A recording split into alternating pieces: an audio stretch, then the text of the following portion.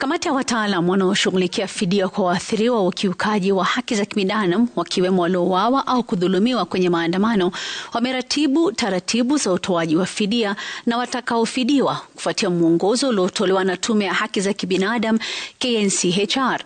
Mpango huo umetambua dhulma na hasara kwa watu binafsi wakiwemo raia waliokuwa wakitetea haki zao na maafisa wa usalama waliokuwa kazini kati ya mwaka 2013 na 2026.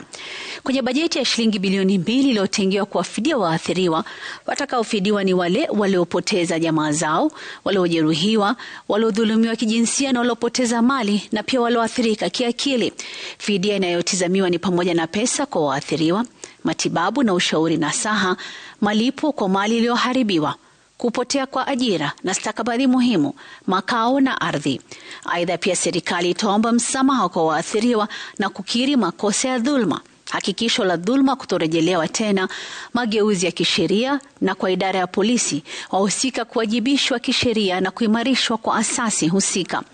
Kwa mujibu wa kamati hiyo, waliopoteza wapendwa wao watafidiwa shilingi milioni 3, huku waliojeruhiwa vibaya sana wakipata shilingi milioni 1. Wale waliodhulumiwa kingono watafidiwa shilingi milioni 1. Waliopata majeraha ya wastani shilingi nusu milioni na majeraha madogo shilingi 50,000. Walioachwa na madeni ya kugharamia matibabu hospitalini watafidiwa hadi shilingi 100,000, huku waliopoteza mali wakifidiwa shilingi 50,000. Haya yote yatahitaji stakabadhi mbalimbali za uthibitisho. Kamati imesema wazi kuwa fidia haiwaondolei makosa wahusika na watachukuliwa hatua za kisheria kwa ukiukaji wa haki za kibinadamu.